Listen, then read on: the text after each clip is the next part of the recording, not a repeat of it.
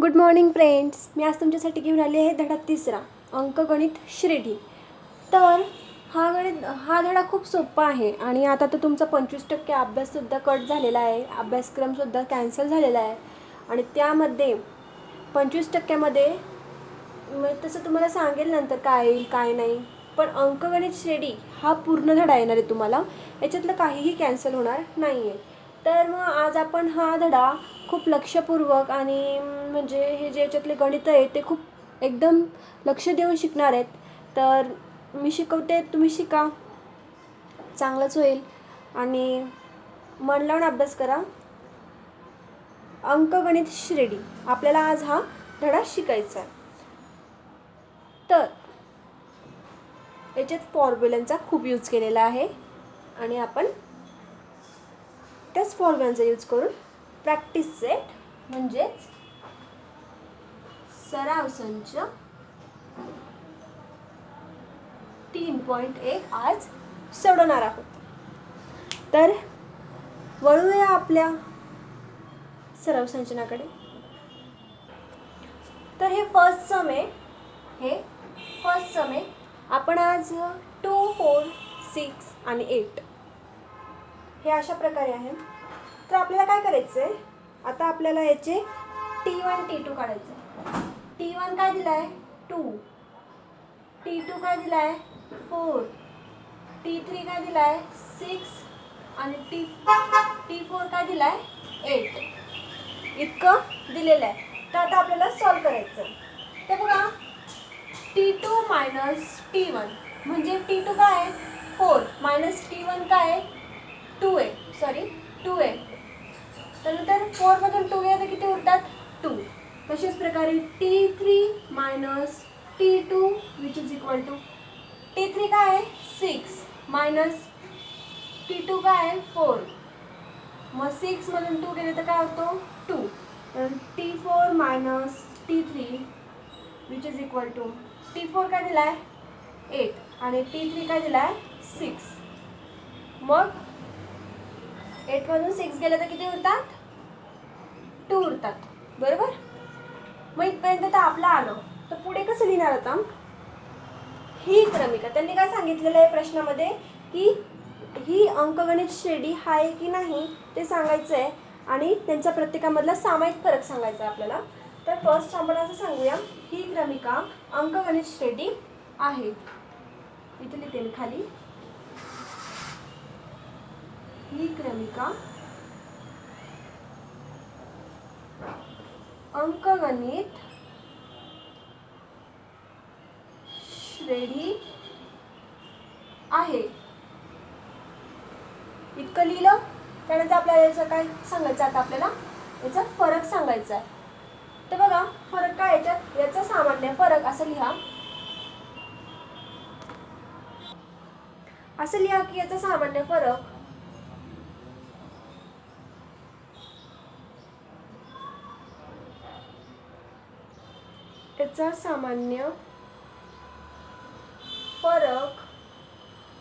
किती आहे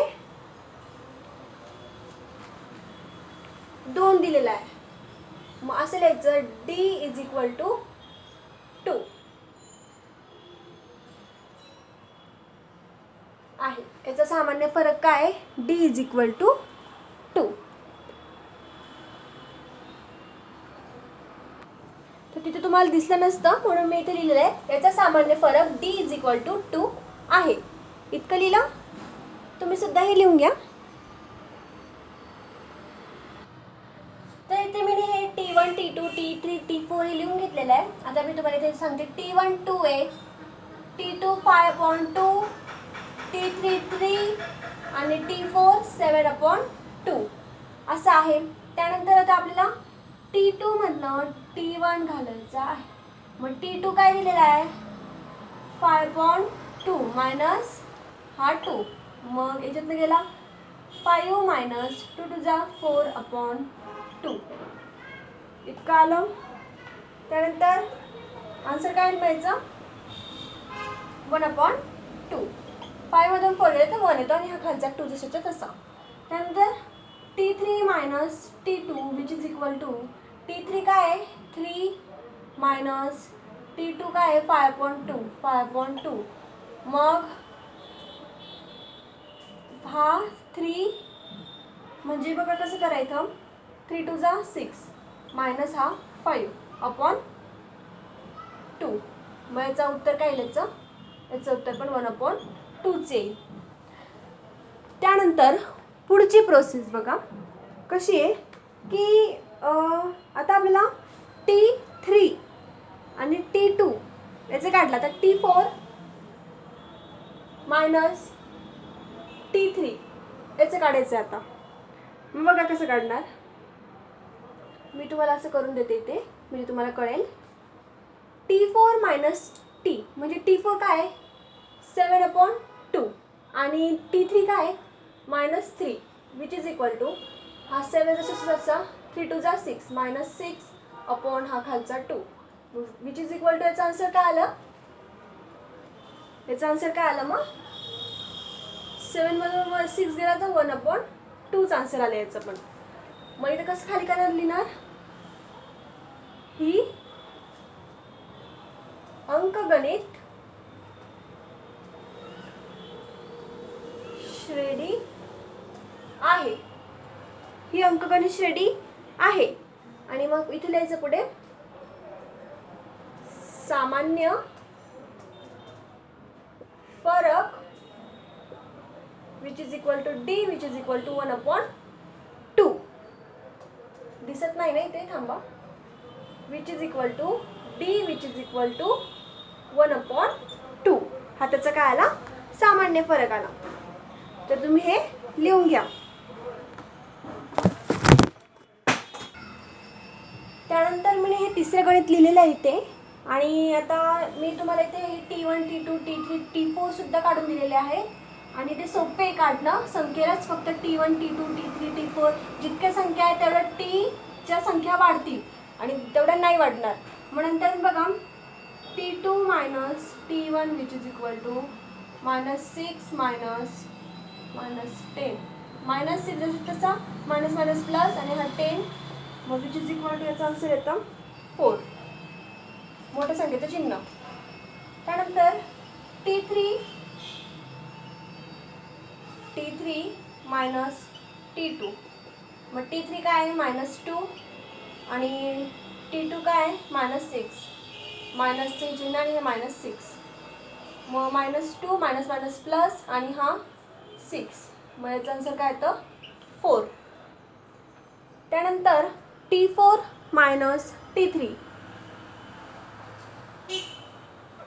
T4 minus T3 याचं कसं येणार मग T4 काय दिलेलं आहे 2 आणि -2 T3 -2 मग 2 प्लस 2 2 4 होतो बरोबर. मग इथे लिहायचं ही क्रमिका अंकगणित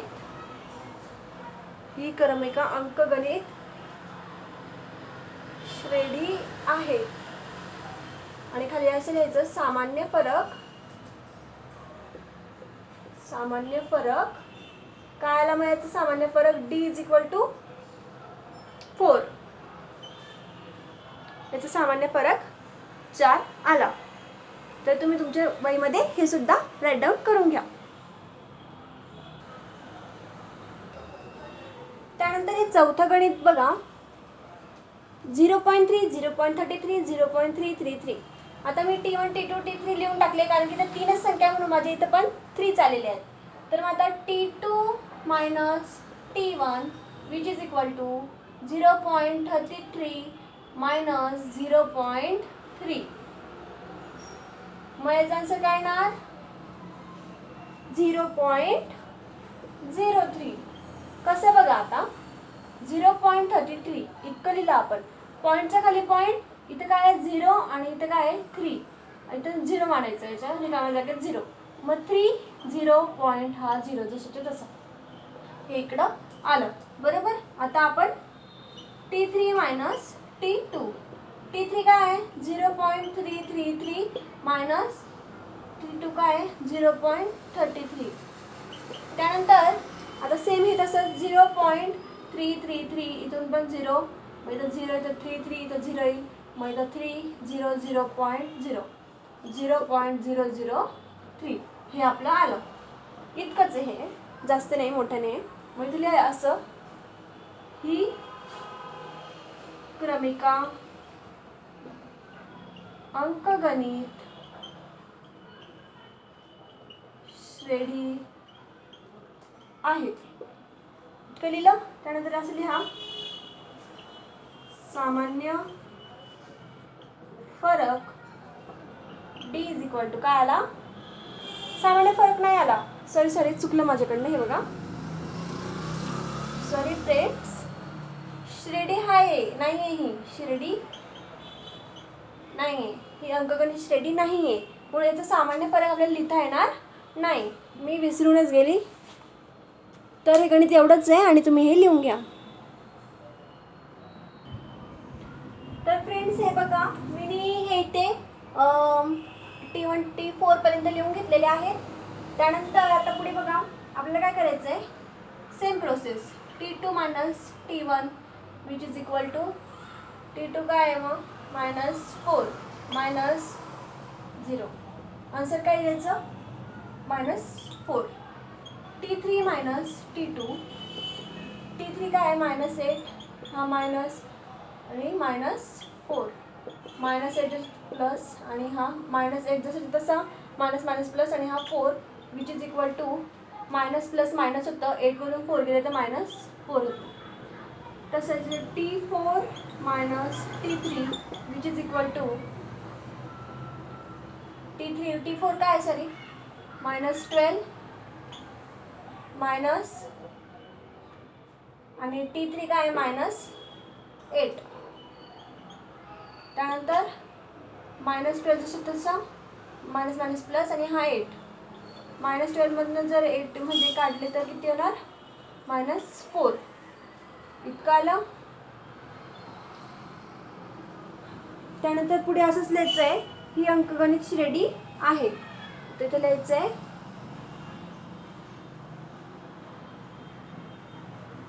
अंकगणित श्रेणी आहे. आणि त्यानंतर असं लिहा, सामान्य रूप D इज इक्वल टू -4. तर हे गणित सुद्धा एवढंच होतं, तुम्ही तुमच्या नोटबुकमध्ये लिहून घ्या. तर फ्रेंड्स हे 6 नंबरचं गणित बघा. T1 काय दिला आहे, -1/5 -1/5 आणि -1/5 सेमच आहे सगळे, म्हणून एवढं लक्ष द्यायची गरज नाही, फक्त इथं लक्ष दिलं पाहिजे. ठीक आहे, बघा. तर T2 मायनस T1 काय, T2 -1/5, सूत्राचा मायनस आणि याचा हा स्पेशल मायनस, -1/5 कसा आणि हा 1/5. आन्सर काय आला, मायनस आणि प्लस मायनस होतं, 1/5 मध्ये 1/5 गेले, उरला 0. T3 मायनस T2, T3 काय आहे मग -1/5, हा मायनस, त्यानंतर 1/5 सेम तेच येणार याचं पण,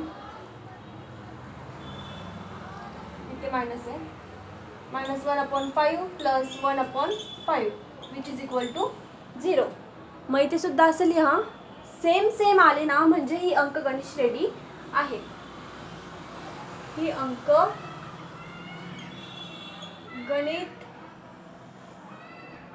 श्रेणी आहे.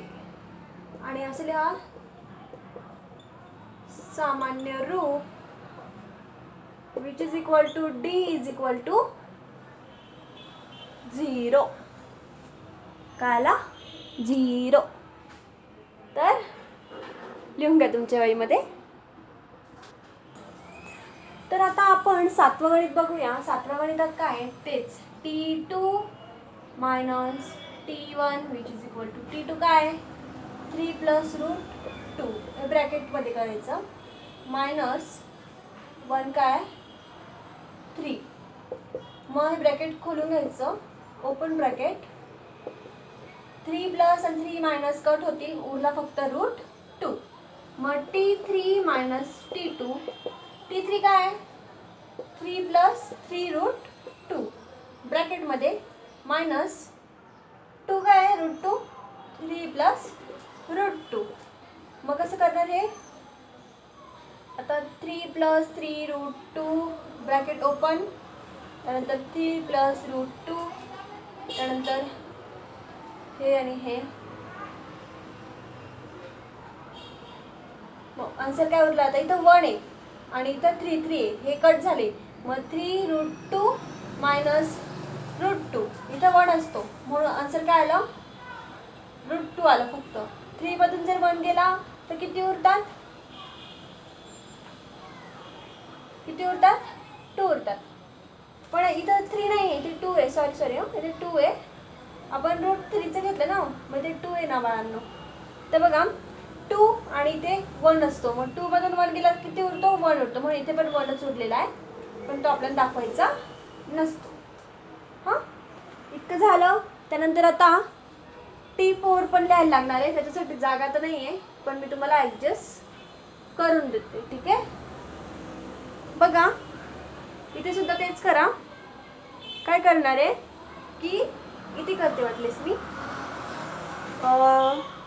T4 minus T3 which is equal to, T4 काय आला,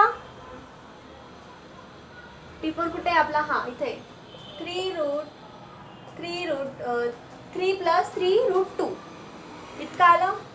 त्यानंतर इथं मायनस म्हणा पुढे आणि इथे करा A3 म्हणजे हां 3 प्लस √2.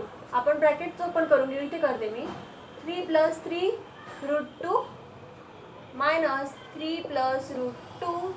बघा 3 आणि हा 3 कॅन्सल होतो, उरला 3√2 मायनस आणि प्लस मायनस √2. मग काय आला, 3 मधून 2 गेला तर परत काय उरला, √2 उरला. मग √2 आणि हा √2 किती आले, 3 √2 आलेत आपले, सारखेच आहे. आणि मग इथे लिहा, ही अंकगणित श्रेणी आहे, सामान्य रूप काय लिहायचं, √2 असं लिहा, D इज इक्वल टू √2. तर हे गणित आपलं इथं संपतंय. आणि आता आपण 8वं गणित बघूया. हे 8वं गणित आहे, मला नाही वाटत की तुम्हाला सोडून द्यायचं म्हणून, खूप सोपं आहे. याच्यामध्ये बघा तुम्ही तोंडी सुद्धा करू शकता. 27च्या पुढे 32 वेळा आपल्याला काय करायचं आहे, काउंट डाऊन करायचं आहे. तर आन्सर काय येणार, याचा 5 येणार. मग याचा डिस्टन्स काय आहे, 5 आहे. फक्त T1 T2 व्यवस्थित आपल्याला क्रमाने ते करायचं आहे. आणि याची जी डिस्टन्स आहे, याचा जो अंतर आहे तो 5चा आहे.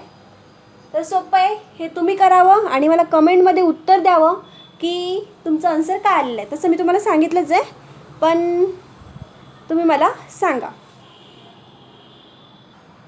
फ्रेंड्स, आपण आता इथेच थांबूया. आणि thanks for watching my video.